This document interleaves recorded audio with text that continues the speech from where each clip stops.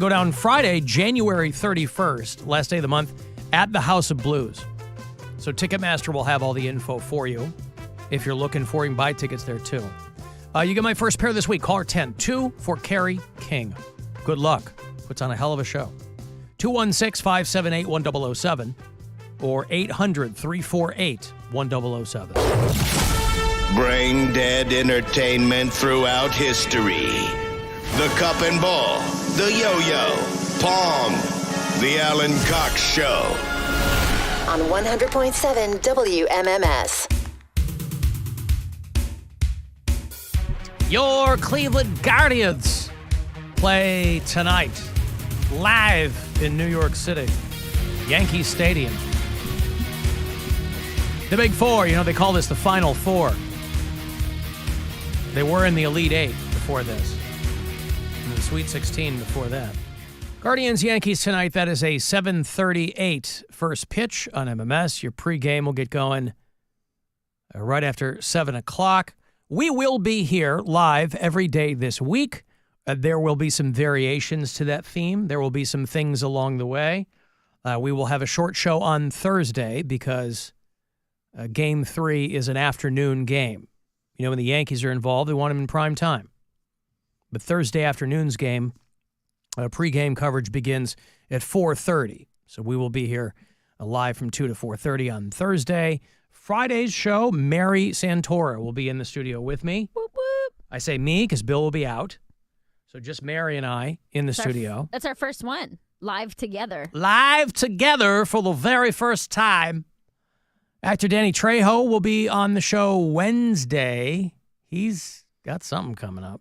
Oh, he's doing a voice in some cartoon movie that's coming out. I saw the trailer for it when my daughter and I went to go see...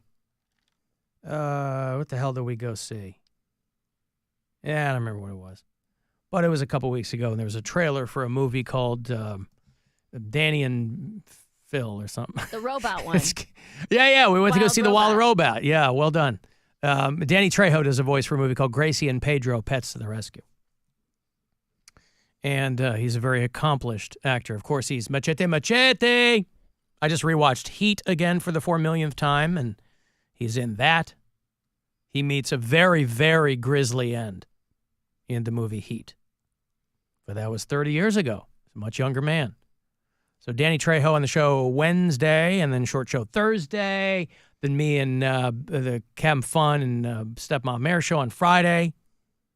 She's in town for what, the Funny Stop? Funny Stop this weekend, Friday, Saturday. Tickets available. Listen, you don't need to go watch the Guardians. You can just come to the Funny Stop and enjoy some comedy one way or the other. Why the quiver in your voice? Because it's going to be so bad. Listen. Right. Well, there might not be a game Yeah. four. That's true. I mean, There might not. Game 5. It'll Game be five, yeah. And I'm in Canton, so also, you Canton people, you're too far from Cleveland to enjoy That's what I'm saying. baseball. You're too far away to enjoy Yeah. baseball, so you should just come to our comedy shows this weekend, specifically at the Funny Stop, and we'll have. But more such a- specifically in Canton. No, you just had a weekend. Let me have a weekend. I'm never home. Especially since the Guardians might get just wiped out. So people Or are going to they Or need... they might wipe They them might do out. the sweeping. They might. Yeah. I'm just saying that in the event that people need a reason to laugh, people need levity, it's in your best interest as a comedian to hope that the Guardians get wiped out. No, it's in my best interest to hope they sweep the Yankees. Yeah. That's the way to go. Why? Because people will be in a good mood and ready to laugh? Because we want our team to go to the World Series, dummy. Yeah, but they're not gonna. So it's like, just, You're you know. a Debbie Downer. I'm not. I'm a pragmatist. Come You're on. annoying. How They're was the number 2 team. How was your weekend at the Funny Stop, Bill? You had one. Mary's copying you this weekend. Yeah. Yeah, that's what it is. It was fantastic. It was really fun. Saturday early show, there was a lady named Deb that really wanted to weigh in after every joke. And Aw, Deb. yeah, Deb was a little annoying. Her friend at one point was like standing up trying to like reason with her, like, Deb, shut up. Just shut up. Was she And- drunk? Yeah. Okay. Deb This had- was the early show. This is the early show. So yeah, at 7 o'clock, the she's late drunk. shows were fine. The Yeah. late shows, the early show Saturday, Deb was just, it was a late show for her. She's an older lady. So, She had dinner at 4:30 and then went to the early show. yeah, she was really like to weigh in on everything and then tell me how much she liked me. I'm like, well, if you like me so much, let me do my show. But, had some laughs at her expense and without being too mean. But did she finally calm down? Not really. Really? No, so your whole set, she's not just talking. it's like I'd get doing about 50 minutes. So every 6 or 7 minutes, she'd pipe back up. So there was just a little bit of Deb sprinkled throughout the whole set. Mm-hmm. It was a Bill and Deb show. That's not what I wanted, though. We were not billed that way. Right. So, but other than that, great weekend. Nadal's doing a great job running the place with Pete passed away. And that's his wife? That's his wife, yeah. And her hummus, still the best. So it's come so on out good. this weekend and have some of that hummus. Like, See me. seriously, it's destination really hummus. Good. It's very, really very good. I got it, and she saw me eating, and she's like, did they put the oil? And I was like, yeah, they put the oil. It's all set. And she's like, good. She's like, I just made it. It was, so good. And the shows were fun, and tons of our customers came out and had nice things to say. So thank you, everybody that came out. Now go see Mary this weekend. Woo-hoo. Unless you're in Canton, come see me in Canton. Or go to see Mary on Friday, come see me on Saturday. There you go. So many options. So many options. So go for the comedy, stay for the hummus. Go for the hummus, stay for the comedy. Stay for the yeah. comedy. Yeah. Oh, okay. Hummus. Can you get it in a pita?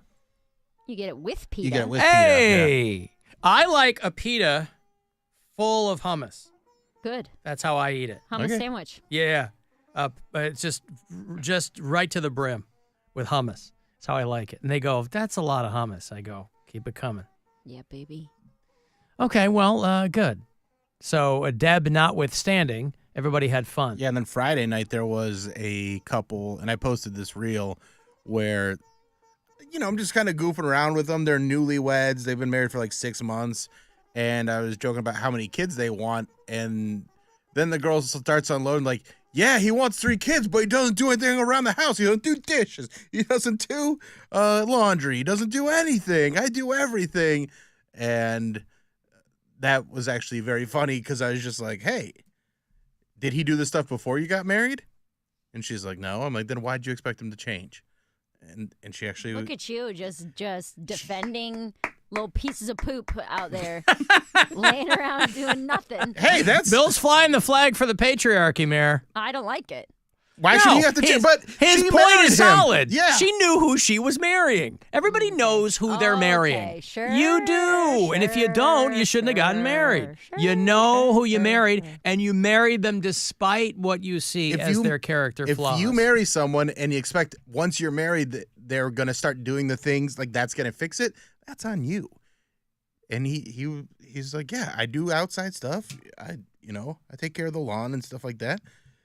And he'll do it. He just doesn't do it on her timeline. So I just said to her, I'm like, if this stuff is so important to you, then just do it. And then you don't have to worry about that fight It's called anymore. Division of labor, brother. Yes, So if division he's of not gonna- labor. If he's But not if gonna he- do He's anything around the outside, house- she's inside. But if he's not going to do anything around the house now, she's like, screw that, dude. I'm not having kids because the chance of you either helping me with them or helping me with the house is so slim. But if he will do stuff, he just does it on his own timeline, he'll still do it. But he's not doing it. You said He's going to do it when he gets to it. But he's not ever getting to it is the problem. So why But bring that's kids into it? Now I just have more responsibility. Well, but, I'm not but saying people that- have I'm kids not so they saying can they till should- the yeah. fields and mow the lawn and vacuum the floor. I'm you not can't saying do they that should until have they're like kids. 8. I'm saying she should not expect him to all of a sudden start doing something that he wasn't doing beforehand. But that would also be a reason why she's not going to give him children. Hey, man, you don't pull your weight. I'm not bringing more work They can for work that myself all out, into but- this. Well, that is another conversation that should have been had long before this point in their relationship, too. But also, if it's that much of a priority to her and it's not that big of a priority to him, then just do it and then be like, I'm going to just be the person that does this. I would like to be I a get fly on that. the wall for the I'm not going to have children with you because you don't dust conversation. I think that's completely valid. Until I'm you not start saying it's doing not. I crap would like to around be the a fly house, on the wall for that one. Till you start pulling your own weight, I'm not bringing in more weight for me to pull. That's crazy. Yeah. See, I'm too far the other way. I'm such a neat freak. Yeah, you start cleaning up when someone's still got their fork on the plate. That's right. I turn around while I'm cooking, and I'm like, where'd that spoon go? And Brian's like, I washed it. I'm like, get out of the kitchen. There's no reason for you to be in Yeah, but cleaning up as you're cooking is a real life hack. I mean, you don't have to do everything But if you're the one cleaning it up, if it's one person cleaning and cooking, that's one thing. But if it's one person that's cooking and the other person's interrupting, hovering. That's annoying. I don't do that anymore. I made a conscious effort to not do that. So I don't do that anymore. But I am the guy who, like, if something is somewhere and I've noticed it at the same spot for a week, and I go, where does this go? And everybody goes, I go, okay, well, then I'm going to put it somewhere. And when you ask me where it is, I'm not going to remember. So just FYI. So if this goes in a specific place, tell me now, because I'll put it somewhere, and then you'll ask me, and I'll go, I don't know. I get and that. it'll be lost forever. Right, that's a week, though. That's like that's not. I'm saying if I'm using a spoon to stir sauce, and I set the spoon down, and I walk away for 5 minutes, and I come And the back, sauce is going to and need my- another Yes, stirring. My spoon is now gone and clean. Get out of the kitchen. No, I'm not. I'm not that guy. No, but I'm like, if there's like a plate where there's stuff being cut on it, I'll clean it up and just be like, I'm still using that. I go, Yes. okay. Leave my cutting board alone and walk away. I'm a helper. I try to help. You're not helping. But I'm not helping. I had to learn that. Yes. I'm trying to be a people pleaser. You know me. That's how my anxiety manifests itself. I'm polite to a fault. So I clean up around they go, hey, where's that thing? I don't know. Did you put it somewhere? Yes. Where'd you put it? I don't know. I don't remember where I put it. We have an 8-year-old. There are so many things all the time that are somewhere they're not supposed to be that I'm like, well, I'm going to put them where I think they should go. And then hopefully down the road, we will have that conversation. Going back to the funny stuff real quick, I left my camera charger in Arkansas, and Camera charger. yeah, for Like my a video camera. Oh, yeah, okay. So I didn't notice that I left it there until Friday, like an hour before the show, and I was like, ugh. So I go to Best Buy to try and buy one. They don't have one that works with my charger, so I was just like, okay, I'm just gonna buy a camera, use the charger, then return the camera on Monday, and that's what I did, and it worked just fine. They accepted the return. They're like, was anything wrong with it? I'm like, no, just not the camera I needed after all. I changed my mind. What do you want from me? Scamming the system. Mm-hmm. I just needed a charger. I Yeah. had to get, And you guys sell them. So I came in to get one. but they don't sell the ones that I needed. Mm-hmm. So I had to buy a $1,000 camera and then return it. Jesus. It was a gamble. Yeah. Well, it paid off. High risk, high reward, I What believe if is you what they didn't? say. What if you opened it up and it wasn't the charger you needed? You're I stuck knew with it. it was the same kind of camera that I had. Oh. So I was very sure that it would work. Mm-hmm. Yeah, I like returning stuff, and they go, is there something wrong with it? And I go, oh, yeah. I hated it. Oh, my God. But it you makes don't me look specify? fat. Oh, wait, no, it works too well. This You know bag of chips makes you look fat? Well, it's gonna. Feel fat. Yeah. Yeah, be fat. That's a line, too. That's a personality trait, what someone is willing to return. Like my grandmother, I think of her. She was, she was an old woman, obviously, and it's a generational thing, I'm sure. She would like return produce. That's an old person thing, right? She'd be like, half cut up. Like well, an no. apple She would apple? She would like get it, and then I forget. I go, well, but Grandma, you grabbed it from the store, and you've had it. It's not like for a week, but she'd take it back and go, oh, this cantaloupe. I go, you kind of know going in that it might not go your way, and some people do that. Some people have no compunction whatsoever with returning anything. I'm a very kind of like caveat emptor kind of guy, right? Sometimes you roll the dice and it comes up snake eyes. You just take it. Some people, they go, nope, I'm taking it. Okay. It depends on how much money it was. You know what? Something. Well, it I also do- depends on how much you're willing to put up a stink, because you a have lot to of be times willing to you- do that. I don't think too. I've ever But returned anything no. like food item. No, of course before. not. I Like, don't really oh, think- I bought we were having a picnic and I meant to buy 3 bags of chips and I bought 4. I'm going to take one back. I'm like, well, We'll find somebody who will eat these chips. I got 3 eggs left and I don't need them. Can I return these? Okay, that's ridiculous. I wouldn't do any of that. Right. But I don't have any qualms about returning stuff. The one thing I do on the road a lot, if I go somewhere and it's warmer and I don't have any sunscreen, I'll like on a Thursday or a Friday, I'll go buy sunscreen and then go return it on Sunday. And I'll just be like, it didn't really work. And I've never had anybody It didn't question work. anything. Like, oh, I got burnt. It doesn't work. And they'd be like, okay. Well, you do benefit from the fact that the people working don't care at all. Well, right? Yeah. They don't I feel care. like that's across the board. They don't really care what Yeah. you're returning. But they used to. I don't know when that changed. They anymore. used to ask you a couple of questions. They'd be like, well, When people started realizing, I make $12 an hour for Target, I don't give a crap what you take or don't take. well, that combined with the stores themselves, their return policies got so. Once they had to compete with like Amazon and online stuff, they were like, oh, we'll take if just you buying stuff from us in the store makes us happy. Dude. So if we have to, put it back in the go backs, we'll be all right. Returning Amazon. I've never done this before, but we ordered Brian a pair of new flip-flops on Amazon, and we had them delivered to the house in Arizona, and he got them and they were too big. So I was like, I've never returned anything to Amazon before. Because that is kind of I always thought it was a pain in the ass. You I'm mean I like don't the wanna- drop off at the Whole Foods, that Well, kind I of thing? didn't know you could do that. I Yeah. thought it was like print the return label and They have a figure lot it of out and all options that. now. Yeah. So it was like, okay, take the package to Staples. And he was like, he had already thrown away all the packaging. We didn't have any of the stuff that it came in.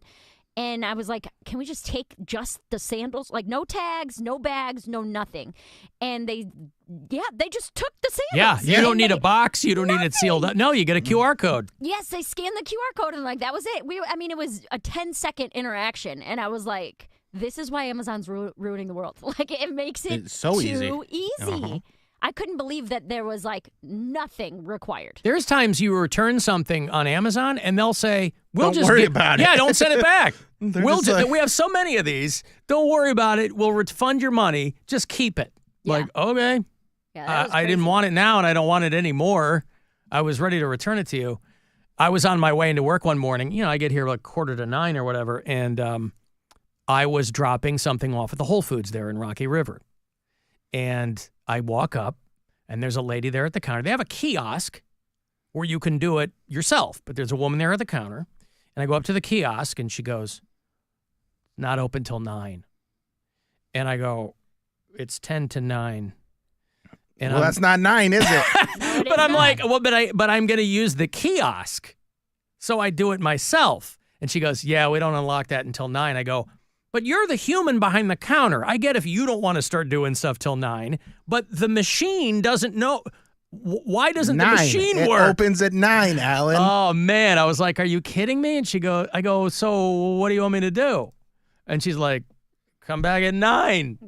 I was Till like, 10 minutes. Wander around for 10 minutes. yeah, I sat in my car. I was like, I was back at Cedar Point. AC on, AC out. Yeah, so I walk back in there, and I wasn't going to give her a hard time. It's whatever. It is what it is. Why But I would was you like, give her a hard time?